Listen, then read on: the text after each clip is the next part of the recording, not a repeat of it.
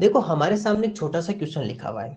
कल हम कुछ क्वेश्चंस पे डिस्कस किया था, आज कुछ और क्वेश्चंस पे डिस्कस करते हैं और सिंपल इंटरेस्ट को फिर बहुत अच्छी तरह से सीख रहे हैं, ताकि एग्जाम में कोई भी ऐसा क्वेश्चन नहीं रहे हमारे लिए कि जो हमें वहां पर पढ़े और हमें वहां पे नहीं आए। इसलिए हम हर टाइप के यहाँ पर क्वेश्चंस कर रहे हैं। अलग अलग टाइप के क्वेश्चंस करने का एक ही टारगेट है कि आपको एग्जाम में जब क्वेश्चन मिले तो आपको ऐसा लगे कि अरे ये तो हमारा क्वेश्चन पढ़ा हुआ है। इसलिए हम हर टाइप के क्वेश्चंस कर रहे हैं। नहीं हम सिंपल इंटरेस्ट को बहुत जल्दी ही पूरा कर सकते थे 2 क्लास में, लेकिन नहीं, हम सिंपल इंटरेस्ट को इस तरह से, चाहे 1 क्लास और अपने अधिक हो जाएगी, लेकिन हम इस तरह से पढ़ेंगे कि जब एग्जाम में बैठे तो सिंपल इंटरेस्ट का कोई भी क्वेश्चन हमारा गलत नहीं हो। क्योंकि जब हम पढ़ के जाए और हमारा क्वेश्चन गलत हो जाए तो फिर तो वहां पर पढ़ने का फायदा है क्या। इसलिए इस तरह से पढ़े, थोड़ा टाइम लगा के पढ़ेंगे, हर टाइप का क्वेश्चंस करेंगे, ताकि एग्जाम में बैठने पर बहुत ही अच्छा फील हो। जब एग्जाम देकर बाहर आए तो एकदम से ऐसे लगे कि आज तो मजा आ गया एग्जाम देकर। तो चलिए फिर इसी तरह से इस क्वेश्चन को भी सोल्व करते हैं। ये क्वेश्चन हमारा पहले पढ़ा हुआ है इस टाइप का। ये एक नया क्वेश्चन, इसको देखते हैं। देखो यहाँ क्वेश्चन में क्या लिखा हुआ है, अरुण बोरोड। अरुण बोरोड, तो सबको पता चल गया कि सर बोरो क्या करता है।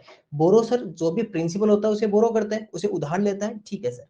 अरुण बोरोड ए सम फोर 4 years, चलो सर ये तो पता चल गया, ये क्या है, टाइम है। On simple interest at 12%, sir percentage में तो रेट होती है, ये रेट आ गई। The total interest paid was ₹360, amount नहीं है, ध्यान रखना पेड। अगर यहाँ पे लिखा होता द अमाउंट टोटल पेड तो वापस क्या देता है सर अमाउंट में, वो तो सर अमाउंट देता है। लेकिन यहाँ पर लिखा हुआ है कि वो इंटरेस्ट पेड करता है, इसका मतलब 360 क्या है, 360 इंटरेस्ट है, अमाउंट नहीं है। फाइंड द प्रिंसिपल, इसका मीन्स कि फॉर्मूला किसका चाहिए सर, प्रिंसिपल का। अरुण 12%, सर प्रतिशत में तो हमेशा क्या रहती है, दर, प्रतिशत में तो क्या रहती है, दर। साधारण ब्याज दर पर 4 वर्ष के लिए, ये लो सर हमें समय भी दे दिया 4 वर्ष। धनराशि उधार लेता है, सर उधार क्या लेता है, मूलधन। कुल ब्याज, कुल ब्याज 360 रुपए दे, मतलब कि सर 360 रुपए क्या है, ब्याज। 360 रुपए क्या है, ब्याज है सर।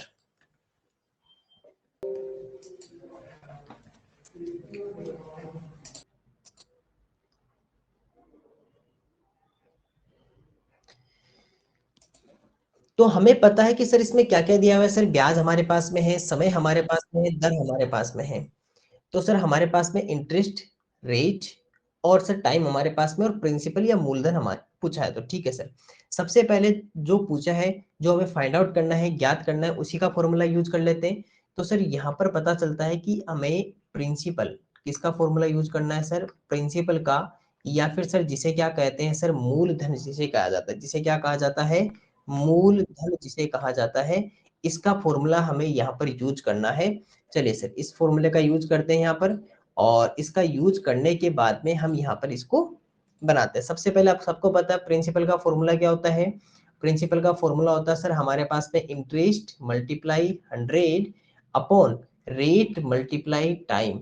अगर इसको लिखें तो क्या लिखेंगे सर, ब्याज गुणा 100, ब्याज गुणा 100 बटे दर गुणा समय, दर गुणा समय। ओके, अब आप सबको पता है, पहले वहां से पता कर लेते हैं कि सर इंटरेस्ट, क्योंकि इसमें एक तो इंटरेस्ट या ब्याज हमें चाहिए ना, एक तो इंटरेस्ट या ब्याज हमें पता होना चाहिए, एक सर रेट या दर हमें पता होनी चाहिए, इसके अलावा टाइम या समय, जिसे हिंदी में टाइम और समय कहते हैं, वो हमें पता होना चाहिए। चलिए सर वो लिखते हैं सबसे पहले।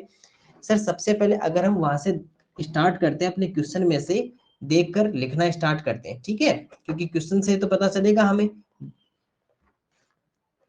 ओके सर, सबसे पहले हम जब क्वेश्चन की तरफ देखते हैं तो पता चलता है सर टाइम कितना है, 4 ईयर या 4 वर्ष है अपने पास में टाइम। तो सर टाइम हमारे पास में कितना रहा, 4 ईयर, ठीक है, टाइम कितना रहा, 4 ईयर्स। उसके बाद में रेट कितनी है सर, 12%, 12%, या 12% हमारी रेट या दर कितनी है सर, 12%, 12%।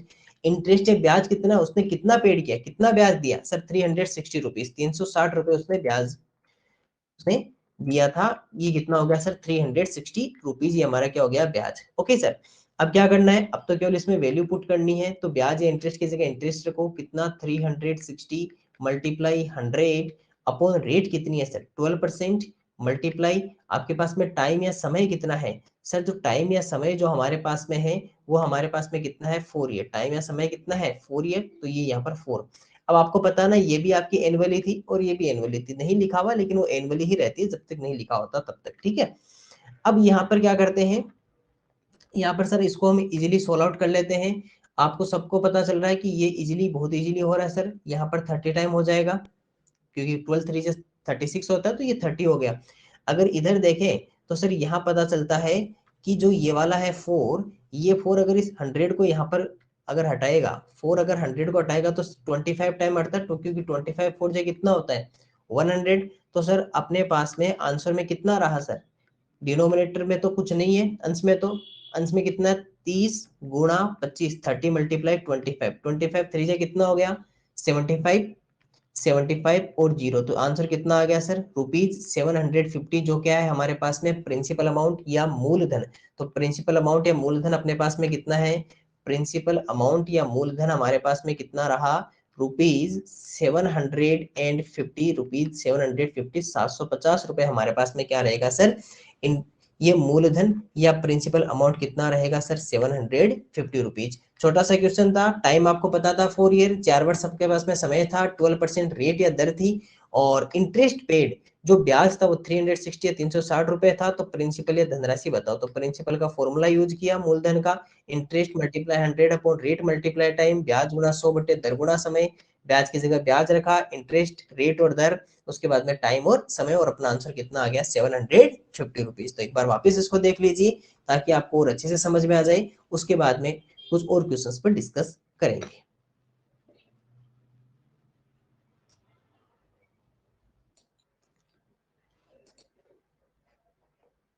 हमारे पास में एक और छोटा सा क्वेश्चन है जो हमें क्या कह रहा है, पहले उसको पढ़ते हैं, उसके बाद में उस क्वेश्चन को कैसे बनाना है वो सीखेंगे।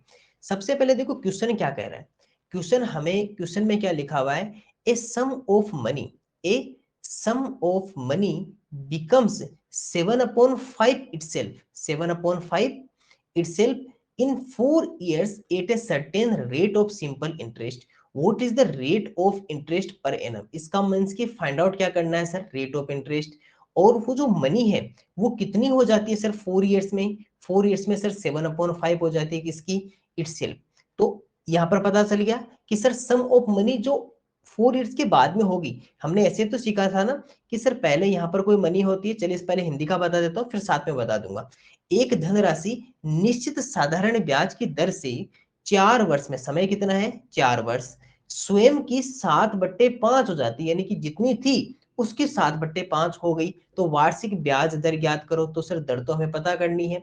अब देखो सबसे पहले यहाँ पर होता है सर प्रिंसिपल अमाउंट या मूलधन, उसके बाद में हुआ क्या कि ये 4 वर्ष का समय हो गया, यानी कि 4 इयर्स का टाइम हो गया, और 4 वर्ष बाद में कुछ वो राशि बदल के चेंज हो जाएगी ना 4 इयर्स में।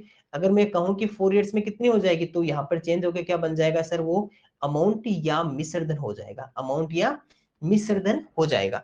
अब यहाँ पर ये क्या कह रहा है कि सर 4 इयर्स के बाद में वो मनी 7/5 ऑफ इटसेल्फ, स्वयं की 7/5 हो जाती है। इसका मीन्स कि कौन सर, ये जो अमाउंट या जो मिश्रधन है, ये अमाउंट या फिर सर ये जो मिश्रधन है, ये हो जाता है, क्या हो जाता है, खुद का, खुद कौन था सर, प्रिंसिपल या मूलधन था खुद, स्वयं कौन था, प्रिंसिपल या मूलधन, तो इटसेल्फ, और principal itself principal of multiply इसका कितना सर 7/5।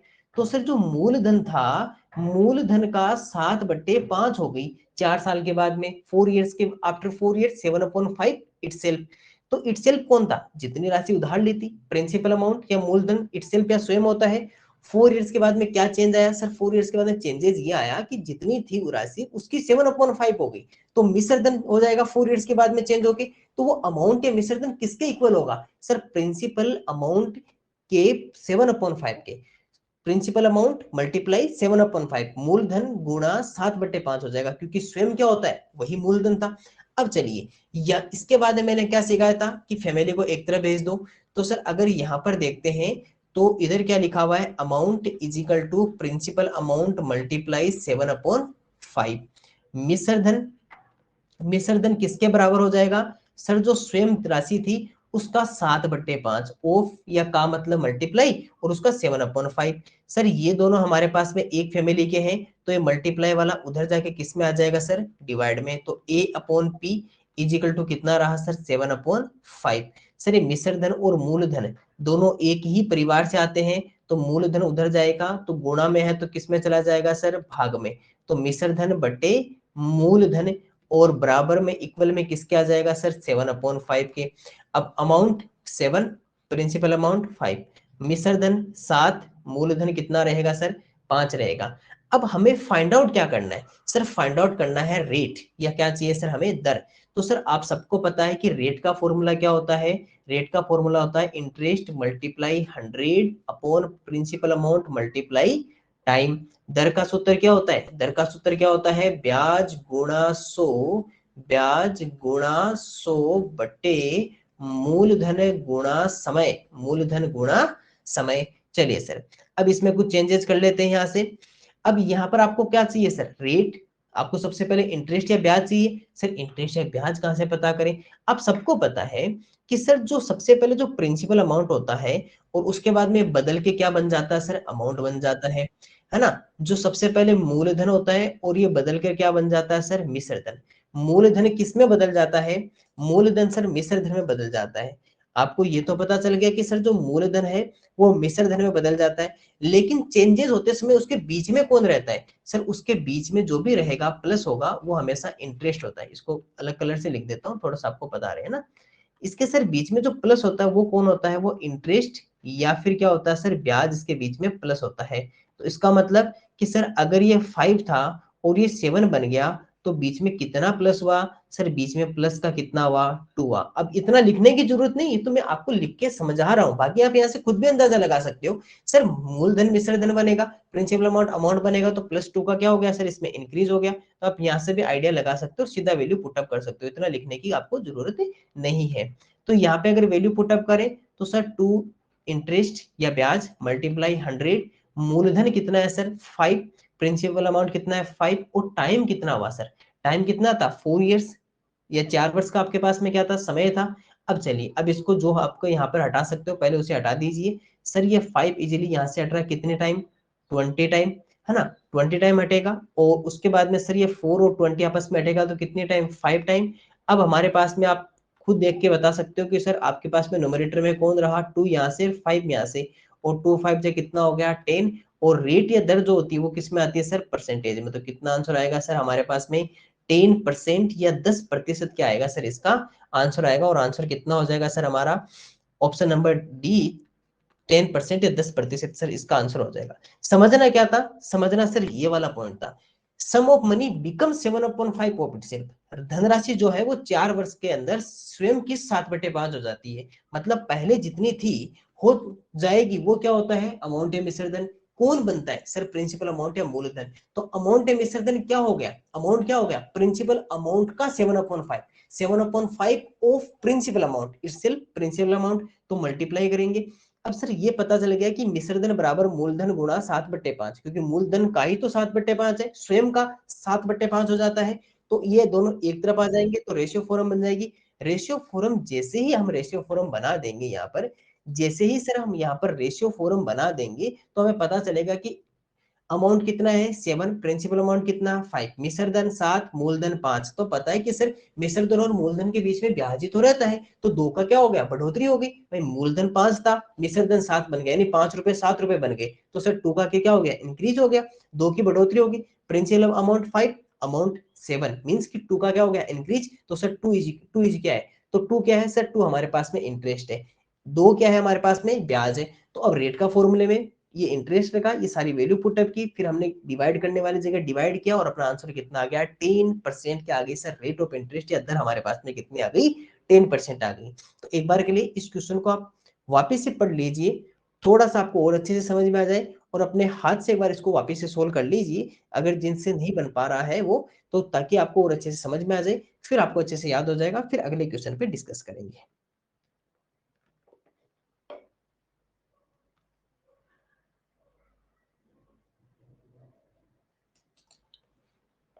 देखो हम यहाँ से ये समझेंगे कि जो 5 मेंबर्स थे अपने सिंपल इंटरेस्ट के, उनमें से कौन सी जो राशि वो कभी नहीं बढ़ती, और बढ़ता है तो कौन सी वैल्यू बढ़ती है हमेशा। देखो आप मान लो कि आप बैंक में हो, ठीक है, आप बैंक में कर्मचारी हो और आप बैंक के अंदर एम्प्लॉय हो। अब हुआ क्या कि आप जब बैंक में थे, चलिए ये आप बैंक में बैठे हो, ठीक है, और आपके पास में कस्टमर आया। आपके पास में कौन आया सर? एक कस्टमर आपके पास में आया और इसने कहा मुझे लोन चाहिए, ठीक है। आपने इसको क्या दिया सर? हमने इसको लोन दिया, तो ये पेटी में पे करके क्या कर दिया सर? इसको हमने लोन दे दिया, LOAN। आप जब लोन देते हो किसी को भी, तो वो जो अमाउंट होता है वो क्या कहलाता है सर? वो प्रिंसिपल अमाउंट, वो क्या कहलाता है? प्रिंसिपल कहलाता है। पहली बात तो सर उसे कहते हैं मूलधन।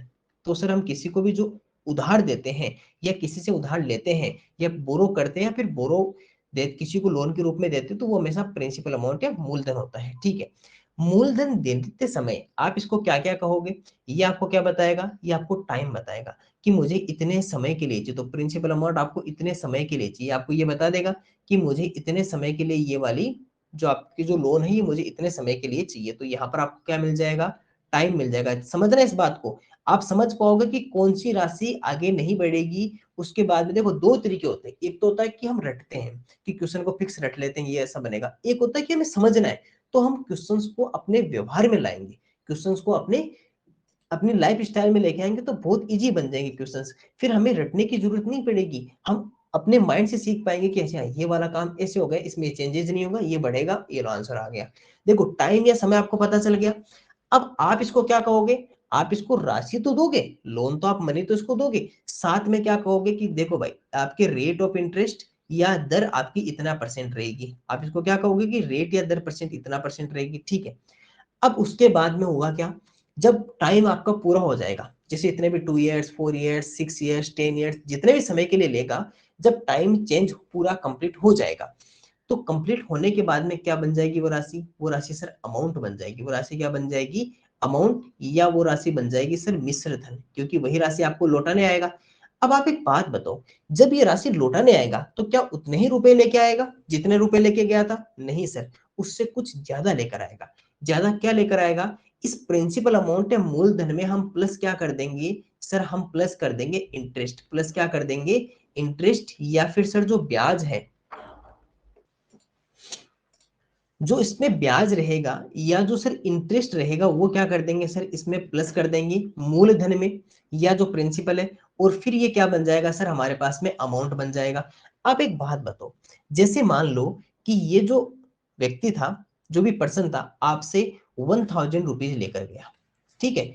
और 1000 रुपीज लेकर गया और 4 ईयर्स के बाद में जब 4 साल का समय हो गया तो इसने कहा कि आप को मैं 2000 रुपीज वापिस दूंगा। लेकिन इसने कहा नहीं, अभी मुझे आपको अभी पैसे नहीं लौटाऊंगा, मैं आपको मैं अभी पैसे नहीं लौटाऊंगा, अभी पैसे नहीं लौटाऊंगा, मुझे कुछ समय के लिए और चाहिए, मुझे भी 3 ईयर्स के लिए और पैसा चाहिए। तो आपने कहा ठीक है आप 3 ईयर्स के लिए और रख लो, मुझे तो इंटरेस्ट चाहिए। तो फिर 3 ईयर्स के बाद में इसने कहा, यहाँ पर 1000 रुपीज बढ़ा, तो 1000 रुपीज बढ़ा तो अपने पास में कितना हो गया?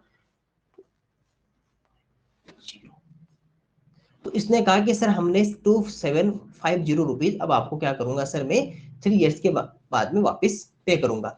अब एक बात सुनना, जब ये 4 ईयर्स के बाद में आपको पे करने वाला था वापस, जब ये 4 साल के बाद में आपको रुपए वापस लौटाने वाला था, तो कितने रुपए देने वाला था सर? 2000 रुपीज। तो सर कितने रुपए अधिक लौटाने वाला था 4 वर्ष में? इसको थोड़ा आगे लेके चलता हूँ मैं, है ना, इसको मैं आगे लेके चलता हूँ, समझना।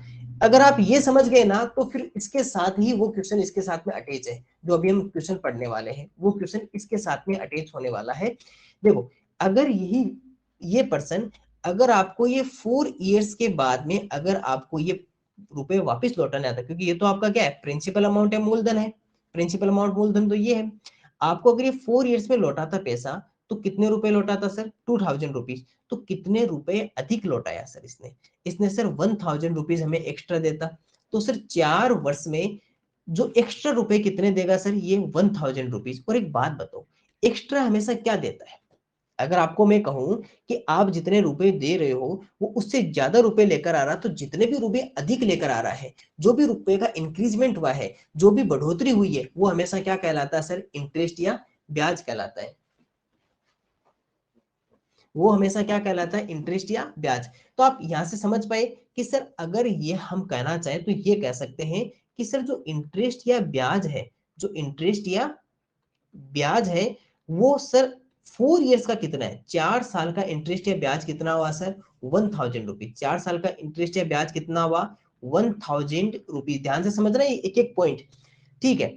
अगर मान लो ये 3 ईयर्स के लिए और रखता है इस पैसे को, 3 ईयर्स के लिए, और इसने कहा कि नहीं मुझे 3 ईयर्स के लिए और चाहिए।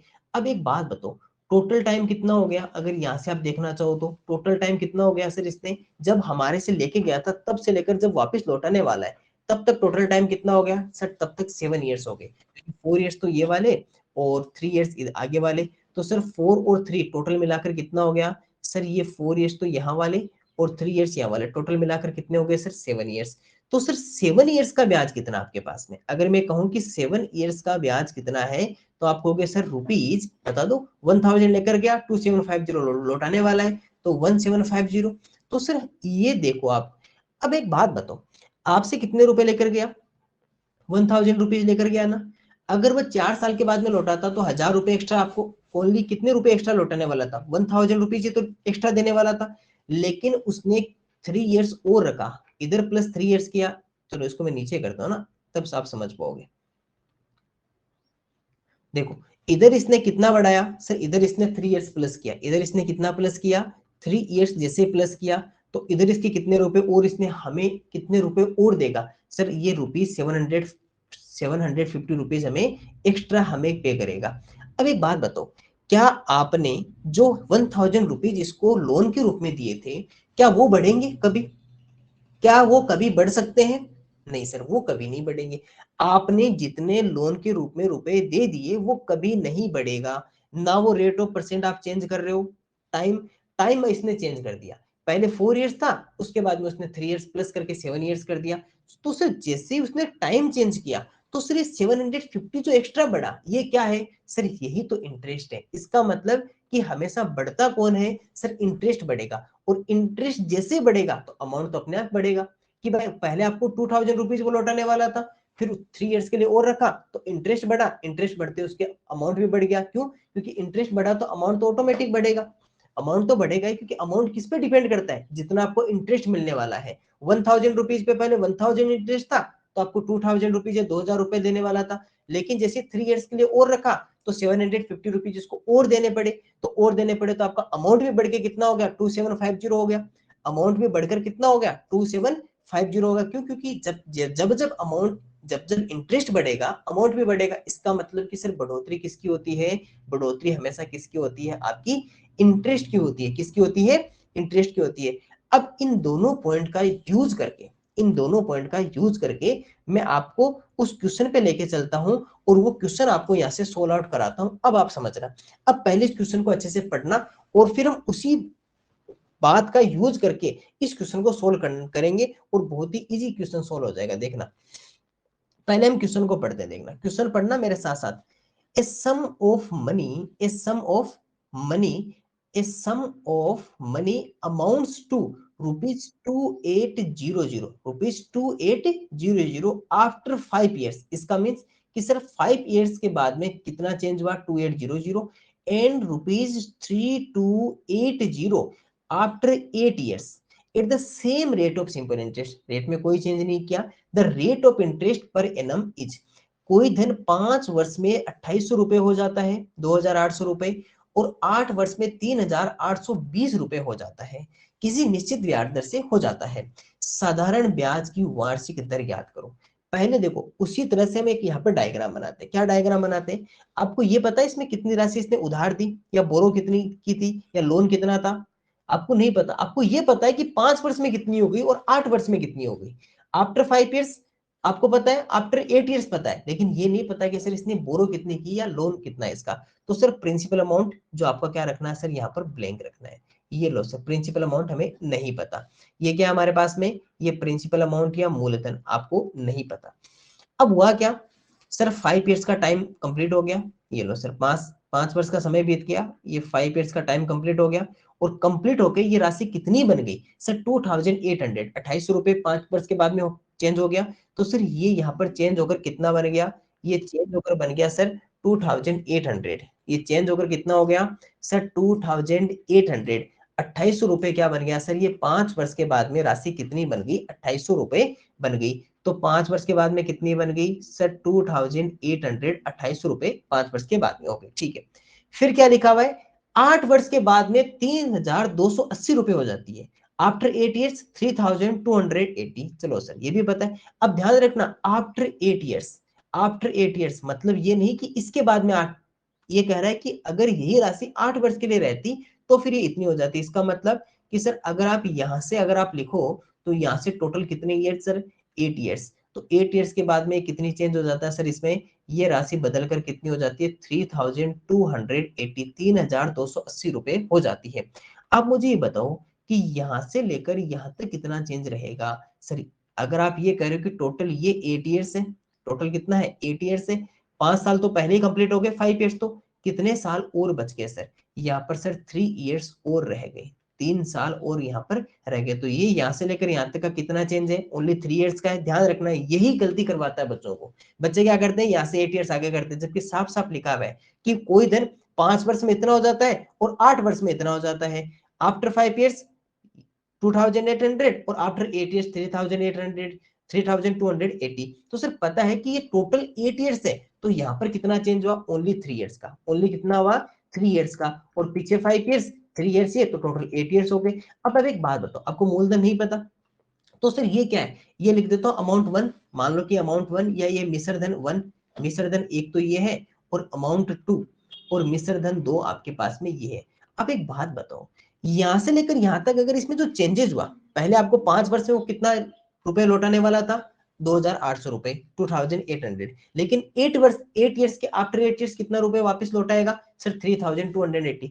तो सर ये जो यहाँ पर प्लस हो रहा है, जो भी यहाँ पर ये जो प्लस हो रहा है जितने रुपए का, वो क्या होगा सर, केवल हमेशा इंटरेस्ट बढ़ता है, केवल हमेशा क्या बढ़ता है इंटरेस्ट बढ़ता है, उसके अलावा कुछ नहीं बढ़ता है, ध्यान रखना। तो सर कितने रुपए की बढ़ोतरी होगी 3280, इसमें से 2800 को माइनस कर देंगे, 08, 12 माइनस 8 तो 4, 2 माइनस 2 तो 0, तो सर 480 रुपीज, 480 रुपए का सर यहाँ पर क्या हो गया सर बढ़ोतरी हो गया। कितने साल में सर अगले 3 साल में। अगर वो 3 साल पहले आपको लौटा देता तो 5 साल में क्या ये रुपए बढ़ते आपके पास में, नहीं सर। तो अगर जैसे इसने आफ्टर 3 ईयर्स, ओनली 3 ईयर्स के बाद में और इसने रखा, तो रखते कितना, कितने कितने रुपए और रख लिया सर इसने, सर इसने 480 रुपीज आपको एक्स्ट्रा इसको पे करने पड़ेंगे। इसको कितने रुपए एक्स्ट्रा पे करने पड़ेंगे 480 रुपीज इसको एक्स्ट्रा पे करने पड़ेंगे, ठीक है सर। अब एक बात बताओ, अभी भी मैंने समझाया था क्या प्रिंसिपल अमाउंट बढ़ेगा, नहीं, फिर क्या ये इंक्रीज क्या हुआ सर, इंक्रीज तो एक ही चीज होती है, आपका अमाउंट तो आपको पता है सर, इंटरेस्ट बढ़ेगा। क्या बढ़ेगा सर, इंटरेस्ट बढ़ेगा। क्या बढ़ेगा, इंटरेस्ट, क्योंकि आपको सबको पता है कि सर हमेशा इंटरेस्ट बढ़ता है, इंटरेस्ट के अलावा कुछ नहीं बढ़ता। एक ही पॉइंट पे मैं इतनी बार जोर क्यों दे रहा हूं, ताकि आप समझ सको कि सर बढ़ोतरी जो हो रही है ये 480 क्या है सर, ये इंटरेस्ट है, और ये कितने वर्ष का है सर 3 वर्ष का, ओनली 3 ईयर्स का कितना है 480 रुपीज। अब आपको ये पता चल गया कि सर जो इंटरेस्ट है या फिर सर जो ब्याज है, वो ब्याज, और वो भी कितने साल का सर 3 ईयर्स का। अब आपको मैं एक और अच्छी बात बताऊंगा, यहाँ से ध्यान रखना, 3 ईयर्स का या 3 साल का सर ब्याज कितना है 480 या 480 रुपए, कितना है सर 480 रुपए या 480। अब एक पॉइंट और आज याद कर लो, छोटा सा पॉइंट आपको याद करवा देता हूं।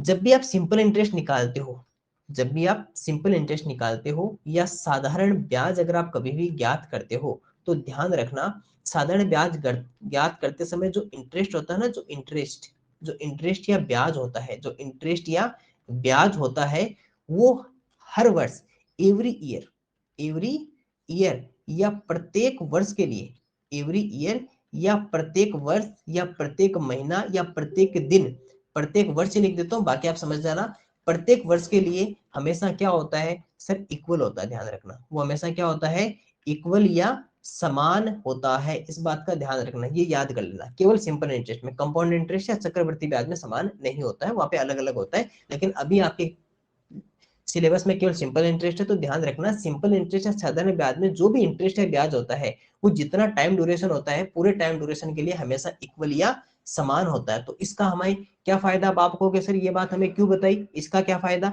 इसका फायदा यहाँ मिलेगा।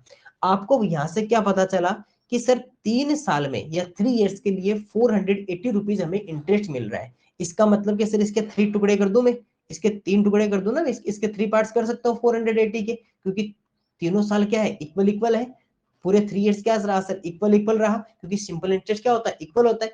इसका मतलब कि सर 1 ईयर का कितना हो जाएगा, 1 ईयर का अगर मैं यहाँ से निकालना चाहूँ कि 1 ईयर का कितना हो जाएगा, तो सर 480 में 3 का डिवाइड कर दो, अपने आप पता चल जाएगा 1 ईयर का कितना हो जाए। अगर यहाँ से डिवाइड करेंगे तो 3 वन जा 3, 1 8 6 और ये कितना आ गया 160। तो सर पता चला कि सर 160 रुपीज क्या रहेगा सर, हमारा 1 ईयर का इंटरेस्ट रहेगा। सर ये 1 ईयर का क्यों फाइंड आउट किया, इसका क्या यूज आएगा, अभी इसका भी अभी दिखाता हूँ कि इसका यूज क्या आएगा। अब आप एक बात बताओ, अब आपको क्या पता करना है, प्रिंसिपल अमाउंट या मूलधन। मेरे साथ साथ चलना, एक एक पॉइंट मेरे साथ साथ चलना, इतना इजी क्वेश्चन कर देंगे इसको कि आपको फिर कुछ सोचने की जरूरत नहीं है। ये चाहिए ना, आपको पता है ना कि इसमें बढ़ोतरी किसकी होती है हमेशा। ये जो आपके पास में 2800 रुपए जो बने हैं, 2800 रुपीज बने हैं, इसमें कुछ ना कुछ तो प्लस वही है ना, प्लस क्या होता है, इंटरेस्ट ही तो प्लस होता है। यहाँ पर कुछ ना कुछ रुपए को इसमें प्लस किया।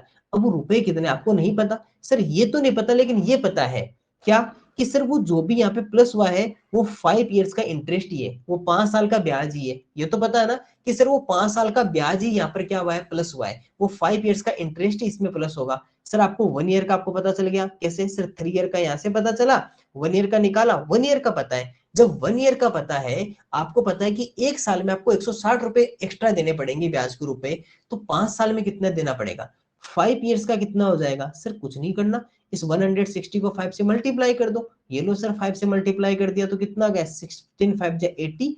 तो सर 800 रुपीज हमें क्या करने पड़ेंगे, 5 इयर्स के लिए पे करने पड़ेंगे। तो सर ये यहाँ पर क्या रहेगा सर, 800 रुपीज रहेगा। ओके सर, ये भी पता चल गया। इसका मतलब कि 2800 रुपीज कब पे करेगा, जब उसमें 5 इयर्स का इंटरेस्ट जो 800 रुपीज प्लस कर देंगे। अगर मान लो आपको ये फाइंड आउट करना होता तो सर ये इसमें से वापस हटा दो, ये जो इंटरेस्ट है ये हटा दो वापस इसमें से, तो पता चल जाएगा। तो सर ये हमें 2800 रुपीज पे करने वाला था, जो क्या था सर, हमारे पास में अमाउंट या विसर्जन था। इसमें से इंटरेस्ट जो 5 इयर्स का माइनस कर दो, 800 रुपीज वापस हटा दो, तो अपने आप पता चल जाएगा हमने कितने रुपए उसको दिए। उसने 5 साल के बाद में आफ्टर 5 इयर्स 2800 रुपीज पे करेगा, और उसमें 800 रुपीज क्या था, 5 इयर्स का इंटरेस्ट था जो यहाँ से निकाल लिया। इंटरेस्ट हटा दो, इंटरेस्ट हटा दोगे तो क्या मिलेगा सर, हमें हमें मिलेगा प्रिंसिपल अमाउंट या मूलधन मिलेगा, जो कितना है सर 2000 रुपए, 2000। तो ये आ गया सर 2000 रुपीज क्या आ गया सर, हमारे पास में प्रिंसिपल आ गया। तो प्रिंसिपल आपको पता चल गया कि सर जो प्रिंसिपल है, जो प्रिंसिपल है या फिर सर जो मूलधन है, वो मूलधन कितना आ गया सर हमारे पास में, मूलधन या प्रिंसिपल आ गया सर ₹2000, ₹2000 या 2000 रुपए हमारे पास में क्या आ गया सर, प्रिंसिपल या मूलधन आ गया। तो सर क्या आंसर पूरा हो गया, नहीं, क्यों, क्योंकि क्वेश्चन में क्या पूछा है, वार्षिक दर बताओ, सर रेट बताओ। तो इसका मतलब किसका फॉर्मूला यूज करना पड़ेगा, रेट का फॉर्मूला। चलिए सर पहले देखो, एक एक पॉइंट समझना। अब रेट यूज करनी है ना, तो रेट का फॉर्मूला, पहले रेट का फॉर्मूला लिखो, interest multiply 100 upon principal amount multiply time, ब्याज गुणा 100, ब्याज गुणा 100 बटे मूलधन गुणा समय। अब ध्यान रखना, आपको क्या क्या लिखना है, मूलधन आपको पता है, मूलधन आपको पता चल गया कितना सर 2000, ये यहाँ पर 100 रहेगा ही रहेगा, मल्टीप्लाई। अब सर ब्याज और टाइम का चक्कर है, ये क्या करें। अब देखो आपके पास में 3 ब्याज है, 3 इयर्स का अलग है, 1 ईयर का अलग है, 5 ईयर का अलग है। किसको यूज करें, इनमें से किसी भी एक को यूज कर लो। अगर 3 इयर्स का यूज करोगे, ये वाला यूज करोगे तो टाइम 3 इयर्स लोगे। अगर 1 ईयर का यूज करोगे तो टाइम 1 ईयर लोगे, तो इंटरेस्ट कितना लोगे 160। अगर 5 इयर्स टाइम लोगे तो 5 इयर्स का इंटरेस्ट। जितने आप समय ही लेते हो, जितना टाइम आप साथ में लोगे, उतने ही टाइम का आप इंटरेस्ट या ब्याज साथ में लोगे। ये बात पॉइंट ध्यान रख लेना। अगर आप यहाँ पर जो भी टाइम लिख रहे हो, एक ही आंसर आएगा, एक ही आंसर आएगा। जैसे मान लो कि मैं अगर यहाँ पर 3 इयर्स लेता हूँ, मैं कितना लेता हूँ 3 इयर्स, टाइम कितना ले रहा हूँ 3 इयर्स, समय कितना है 3 साल, तो सिर्फ 3 साल का ब्याज हमें काम में लेना पड़ेगा। ऐसा नहीं कि यहाँ पे 3 ईयर ले रहे हो और ब्याज आप 160 ले रहे हो। ध्यान रखना, ये पॉइंट मैं फिर से आपको बता रहा हूँ, ऐसे क्वेश्चन में यहाँ पे थोड़ी सी मिस्टेक हो जाती है और मिस्टेक होने से आंसर गलत हो जाता है। अगर आप टाइम 3 इयर्स ले रहे हो तो इंटरेस्ट भी 3 इयर्स का लेना है।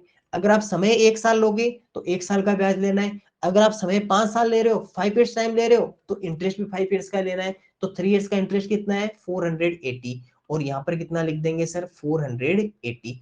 अब जो भी हट रहा है उसे पहले हटा दो सर, 1 0 से 1 0, 1 0 से 1 0, 1 0 से 1 0।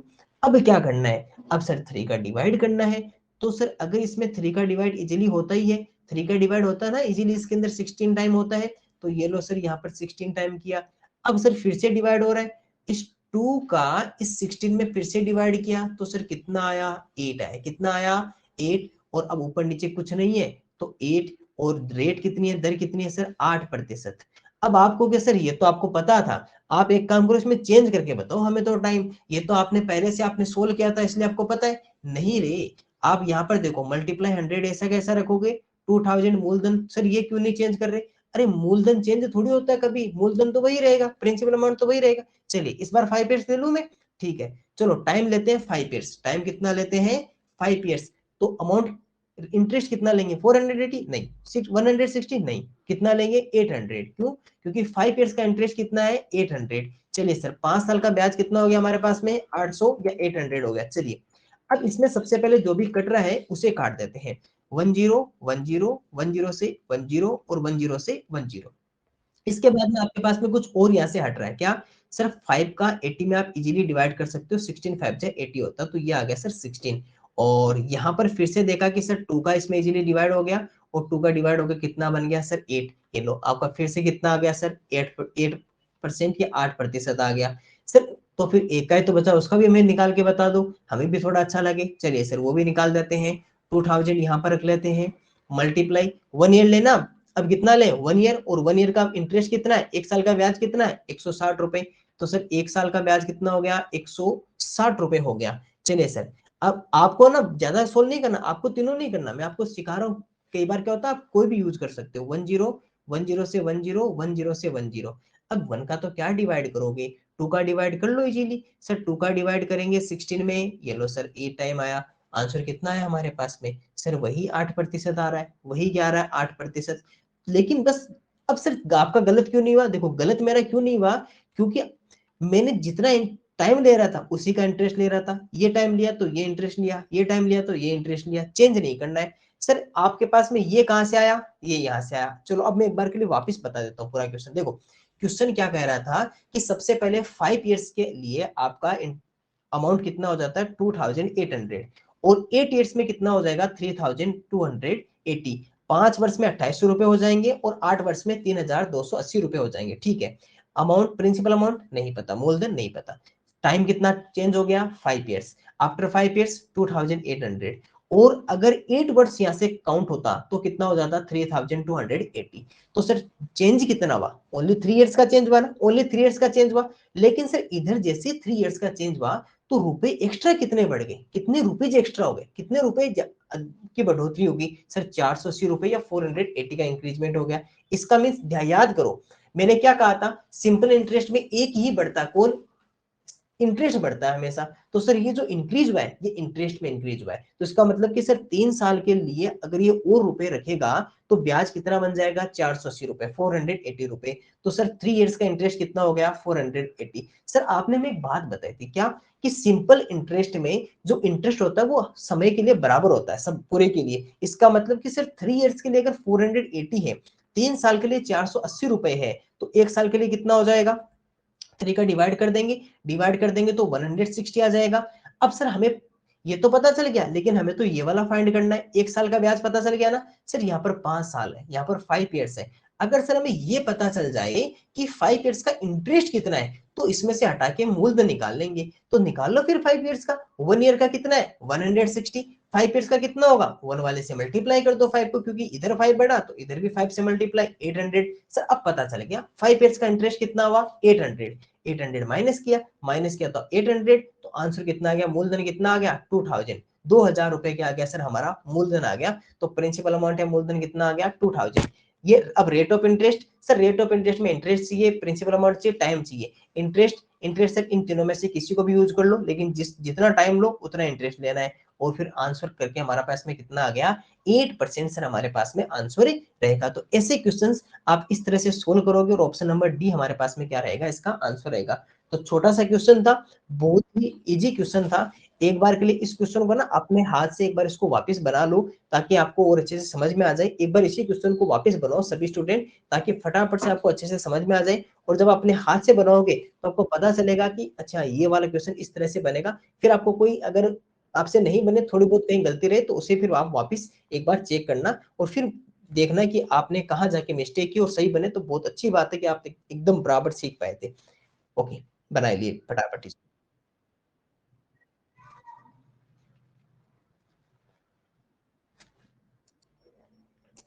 देखो हमारे पास में एक छोटा सा क्वेश्चन है, डिट्टो वैसा ही क्वेश्चन है जैसा हमने पहले सीखा था, सेम वैसा ही क्वेश्चन ये क्वेश्चन है। तो पहले इसको पढ़ते हैं क्या लिखा हुआ है। लिखा हुआ सर ये है कि a sum of money at simple interest amounts to 815 in 3 years, in 3 years and to 854 in 4 years। इसका मीन्स कि 3 years में कितनी हो जाती है 815, after 4 years 854। What is the sum, हमें वो सम बोले तो प्रिंसिपल अमाउंट। कोई धन 3 वर्ष में 815 रुपए हो जाता है तथा 4 वर्ष में 854 रुपए हो जाता है, तो वह धन ज्ञात करो। कितना इजी क्वेश्चन है, पहले वो की लाइन बनाते हैं। सर सबसे पहले जो प्रिंसिपल अमाउंट हमें नहीं पता, तो यहाँ लगाओ क्वेश्चन मार्क, ये प्रिंसिपल अमाउंट या मूलधन। उसके बाद में सर कुछ चेंजेस हुआ, कितने ईयर्स का चेंज हुआ, सर 3 years का चेंज हुआ। कितना हुआ सर, 3 years का चेंज हो गया। इसको मैं नीचे लिख लेता हूँ, क्योंकि मुझे अभी ऊपर 4 years भी तो लिखना है ना। सर 3 years का चेंज हुआ, और 3 years के चेंज होने के बाद में कितना हो जाता है सर 815, 815 रुपए 3 वर्ष में हो जाता है ना। पहले जो क्वेश्चन कह रहा है पहले वो लिखो। सर ये कह रहा है कि 3 वर्ष के बाद में ये रुपए 815 रुपए हो जाते हैं, ठीक है ये लिख दिया। अब क्या कह रहा है, अब कह रहा है सर आफ्टर 4 years 854, 4 वर्ष के बाद में कितना हो जाता है 854 रुपए। ये मत सोचना इसके बाद में 4 वर्ष, ऐसा मत करना इसके बाद में 4 वर्ष, ये नहीं लिखा हुआ है कि उसके बाद में नहीं लिखा हुआ है, ये लिखा तथा। बीच में देखो लिखा हुआ ना तथा लिखा हुआ है, यानी कि 3 वर्ष में इतना हो जाएगा, और अगर वही राशि 4 वर्ष के लिए रखेगा तो इतने रुपए हो जाएगा। 4 years में ये रुपीज और 3 years में इतने रुपीज। तो सर यहाँ से अगर ये 4 years का काउंट करता तो कितना हो जाता सर 854 रुपीज। कितना हो जाता सर 854 रुपीज आफ्टर 4 years। तो आफ्टर 4 years कितना सर 854 रुपीज आफ्टर कितना हो जाएगा सर 4 years हो जाएगा। तो सर ये यहाँ पर 4 years है। अब एक बात बताओ, अगर यहाँ से लेकर यहाँ तक 4 years है और यहाँ से यहाँ तक 3 years है, तो बीच में कितना ईयर रह गया सर, बीच में तो ओनली 1 year रह गया। कितना रह गया 1 year रह गया। इसका मतलब कि 1 year या 1 साल का आपके पास में इसमें कितना चेंज हुआ, कितने रुपए एक्स्ट्रा उसको देने पड़ेंगे। सर जो हम अगर इसको माइनस करेंगे तो 854 में से अगर आप 815 को माइनस करोगे तो पीछे कितना रहेगा 39 रहेगा। तो सर प्लस रुपीज 39, तो 39 रुपीज हमें उसको एक्स्ट्रा देने पड़ेंगे। और हमेशा बढ़ता क्या है सर, सिंपल इंटरेस्ट में ओनली इंटरेस्ट बढ़ता है। क्या बढ़ता है, इंटरेस्ट बढ़ता है। तो यहाँ से आप ये पता लगा सकते हो कि सर जो इंटरेस्ट है या फिर सर जिसे ब्याज कहते हैं, तो वो ब्याज कितना हो गया। इसका मतलब कि सर 1 साल का या 1 year का जो इंटरेस्ट है वो कितना है सर ₹39। 1 year का इंटरेस्ट कितना है ₹39, ये पता चल गया। अब इधर देखो, आपको ये पता चल गया कि 1 year का इंटरेस्ट इतना है, लेकिन सर मुझे तो ये फाइंड आउट करना है, ये कैसे पता चलेगा। सर हमने किसी को कुछ रुपए उधार दिए मूलधन के रूप में, उसने हमें 815 रुपए 3 साल के बाद में वापस लौटा दिए। After 3 years he will pay rupees 815। Sir उसने प्लस इसमें कुछ हमें रुपीज प्लस किए थे, क्या किया था वो इंटरेस्ट किया था, और कितने ईयर का 3 year का। सर अब ये 3 year का इंटरेस्ट बता दो हमें, फिर तो हम बता देंगे। फिर क्या करेंगे, इसमें से इसको माइनस वापस कर देंगे, तो हमें पता चल जाएगा कि हमने उसको कितने रुपए उधार दिए थे या मूलधन के रूप में कितने थे और प्रिंसिपल अमाउंट कितना था। लेकिन सर पहले ये बताओ कि 3 year का इंटरेस्ट कितना था। तो 1 year का पता है, 1 से 3 year का निकाल लो। सर 3 years का अगर निकालेंगे तो 3 से मल्टीप्लाई करेंगे, 39 को 3 से मल्टीप्लाई करो, कितना आ जाएगा सर 117 आ जाएगा। तो ये लो सर यहाँ पर 117 आ गया। तो सर ये पता चल गया कि वो रुपीज कितने थे 117। अब क्या करना है सर, अब तो सिंपल से है। प्रिंसिपल अमाउंट क्या होता है सर, जितने रुपए आपको वापस दे रहा है उसमें से इंटरेस्ट को माइनस कर दो, है ना, वो तो माइनस कर दो, ये माइनस हो जाएगा। तो सर 815 रुपीज वापस दे रहा है, उसमें से जो इंटरेस्ट है 117 माइनस कर दो। माइनस कर दोगे तो ये कितना रहेगा 15 - 7 तो कितना 8, 10 - तो 9 और 7 - तो ये सर 6। तो कितना आ गया सर ₹698, ₹698 ये हमारे पास में क्या है सर, यही तो हमारा प्रिंसिपल अमाउंट या मूलधन रहेगा। तो यही क्या है सर हमारा प्रिंसिपल अमाउंट या मूलधन। ऑप्शन नंबर सी क्या रहेगा सर, इसका राइट आंसर रहेगा। छोटा सा क्वेश्चन था, 3 इयर्स का इतना, 4 इयर्स का तो सर 1 ईयर का गैप रहा, 1 ईयर में 39, 3 ईयर में कितना 117, वापस माइनस करके आंसर क्या आ गया सर, प्रिंसिपल अमाउंट। अब अगर रेट ऑफ इंटरेस्ट पूछता तो भी क्या टेंशन है, या तो 1 ईयर का ले लो रेट ऑफ इंटरेस्ट में। अगर मैं आपको मान लो इसकी रेट ऑफ इंटरेस्ट निकालना चाहूं तो आपको सबको पता ना, रेट या दर का फॉर्मूला क्या होता है, ब्याज गुणा 100 interest multiply 100 upon principal amount या मूलधन, जो कितना है सर हमारे पास में 698 और मल्टीप्लाई टाइम। अब देखो अगर टाइम 1 ईयर लोगे तो 39 रुपीज लोगे, 3 ईयर लोगे तो 117 लोगे, तो 1 ईयर ले ले, थोड़ा डिवाइड में इजी रहेगा। 1 ईयर लेंगे तो कितना आ जाएगा सर 39। अब आपको पता है कि 39 का इन दोनों में डिवाइड जाता है, कहीं ना कहीं जाता है। ये एक काम करो 39 का आप एक काम करो इसमें डिवाइड मल्टीप्लाई करके देखो, या तो पहले इन दोनों को काट लो, 39 दोनों को 13 से काट लो, है ना, दोनों को 13 से डिवाइड कर लो। 13 3 से कितना होता है सर 39 होता है। इसमें 13 का डिवाइड करके देखो होता है क्या, 13 वन जा 13, 13 टू जा 13 5 65, 698, 698 तो मूलधन है ना, प्रिंसिपल अमाउंट है, प्रिंसिपल अमाउंट नहीं है मूलधन 698। ठीक है, इसे आप सोल्व करना है ना, ये रेट वाला आप सोल्व कर लोगे इजीली। इसमें 13 का डिवाइड शायद इसमें नहीं जाएगा ना, 13 का डिवाइड इसमें नहीं जाएगा, 698 में 13 का डिवाइड नहीं जाएगा, 65 448 नहीं 13 का नहीं जाएगा, 3 का डिवाइड करके देखो, 3 का जाएगा ना, 698 को प्लस करो, 3 का जाता है क्या, 6 और 9 कितना हो गया 15, नहीं जाएगा ना, नहीं जाएगा। तो फिर इसमें ना ये दोनों कोई नंबर चेंज है इसमें, है ना, आप इसमें डिवाइड करके देखना रेट ऑफ इंटरेस्ट। ओके, तो प्रिंसिपल अमाउंट कितना हो गया सर हमारा 698, ये हो जाएगा ना। इसमें आप अगर सोल्व आउट करोगे तो कुछ ना कोई नंबर इससे कट रहा है, तो आप आसानी से काट सकते हो। रेट ऑफ इंटरेस्ट देता है तो वो वैसे नंबर देता है जो एक दूसरे से डिवाइड हो सकते हैं, और ये डिवाइड हो जाएंगे। तो सर 698 आ जाएगा, 15 माइनस 7 करेंगे तो 8 आएगा ना, 15 माइनस करेंगे तो 8 3 और 5 8 और 10 माइनस तो 9 और 7 माइनस 1 तो 6 आ जाएगा। तो ये आ जाएगा सर 698, ये हमारे पास में क्या रहेगा सर आंसर रहेगा। और ये इसका मूलधन या उद्धन कितना था सर, वो रुपीज कितने थे 698 रुपीज, वो आंसर रहेगा। छोटा सा क्वेश्चन था, वापिस एक बार देख लीजिए।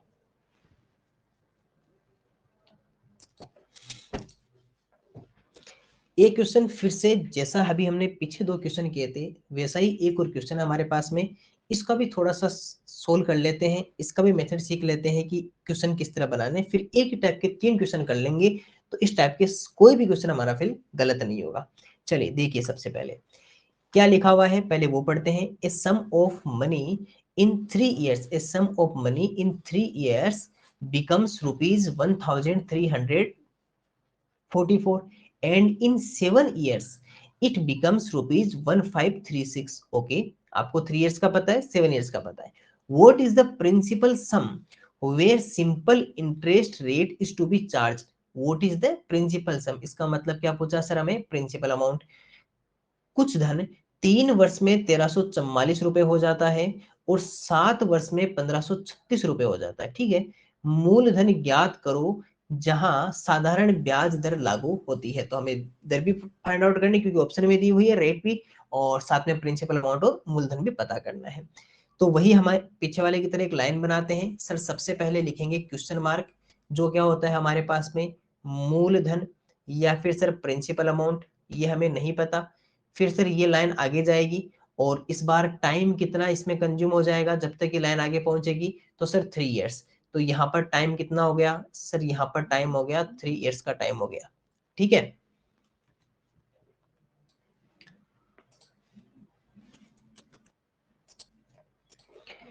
इसमें सर 3 इयर्स का टाइम लग गया, और 3 इयर्स के बाद में वो कितना हो गया 1344। तो सर वो चेंज होकर कितना हो गया 1344, 1344 रुपए वो क्या हो गया सर, आंसर हो गया।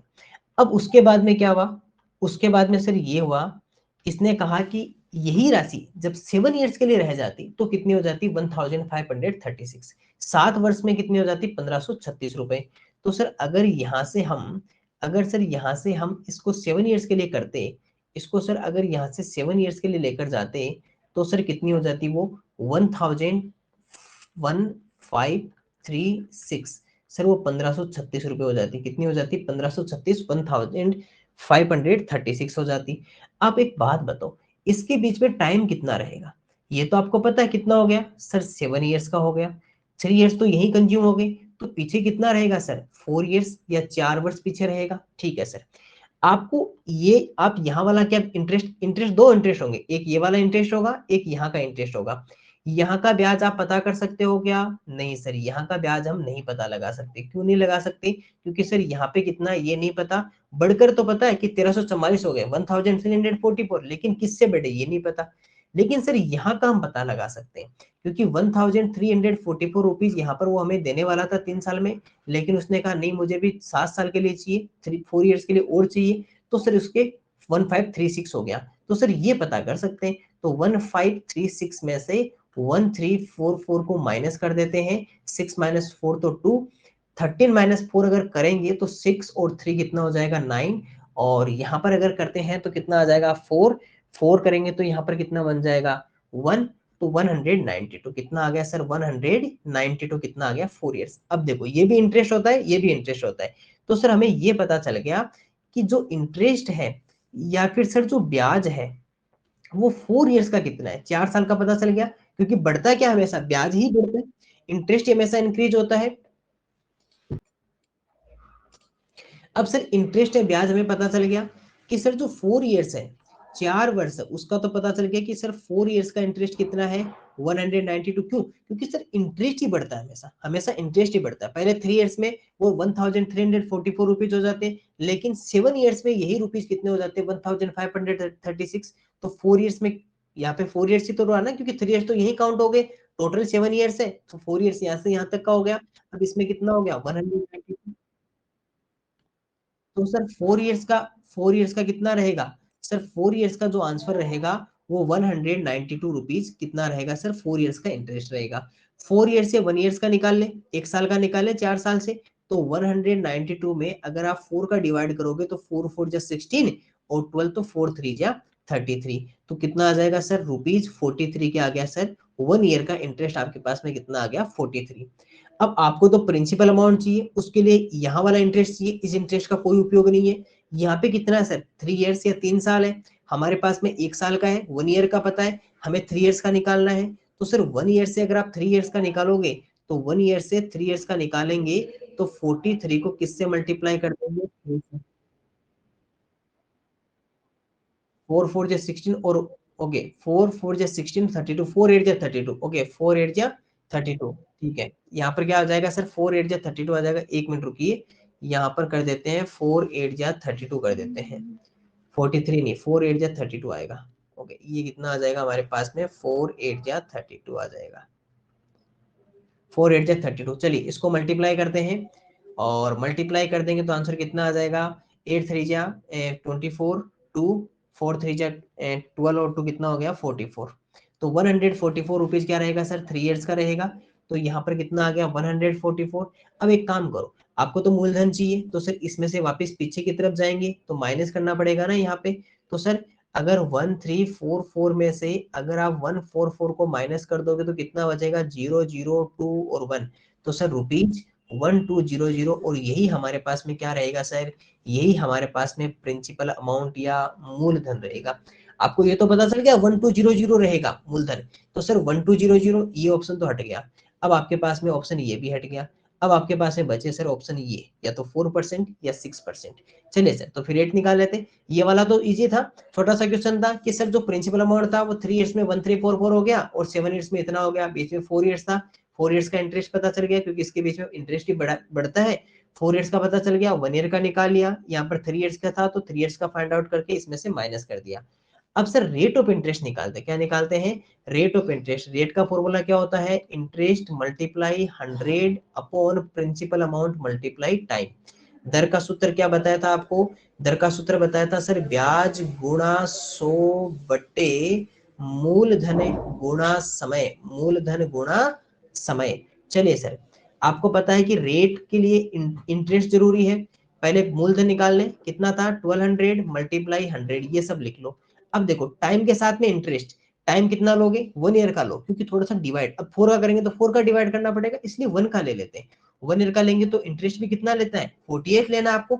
तो अगर आप टाइम कितना ले रहे हो, टाइम 1 ईयर ले रहे हो, समय 1 साल ले रहे हो, तो 1 साल का ब्याज कितना, इंटरेस्ट कितना 1 साल का, 1 साल का सिर्फ 48 या 48 रुपए, तो ये सिर्फ 48 यहाँ पर आ जाएगा। अब देखो बहुत ही इजी तरीके से सब कुछ कट जाएगा, है ना, इजी तरीके से सब कुछ हट जाएगा, 20 से 20 हट गए।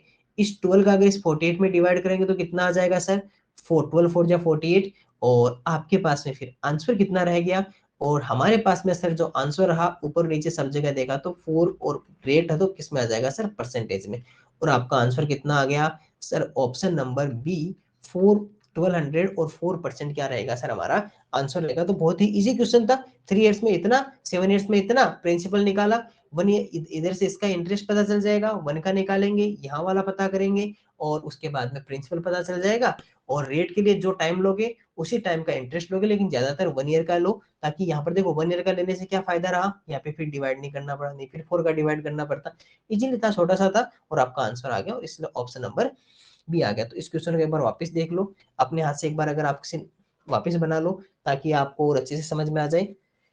फिर और क्वेश्चंस पे हम अगली क्लास में डिस्कस करेंगे। आज की क्लास में इतना ही, कुछ और थोड़े 2 या 3 क्वेश्चन और रहे हैं हमारे सिंपल इंटरेस्ट के, कल सारे क्वेश्चंस को पूरा करके फिर सिंपल इंटरेस्ट को बहुत अच्छी तरह से, फिर बहुत ही अच्छी तरह से हम सिंपल इंटरेस्ट को अच्छे से पढ़ा है हमने, पूरा जीरो लेवल से लेकर पूरा हायर लेवल तक हमने सिंपल इंटरेस्ट देखा है। तो आप भी एक बार के इन क्वेश्चंस को बनाइएगा, फिर आगे क्वेश्चंस को कल और कर देंगे, और फिर सिंपल इंटरेस्ट चैप्टर को पूरा कर लेंगे, फिर अगले चैप्टर पे डिस्कस करेंगे। तो आज आज इतना ही, बाकी कल क्लास में देखेंगे।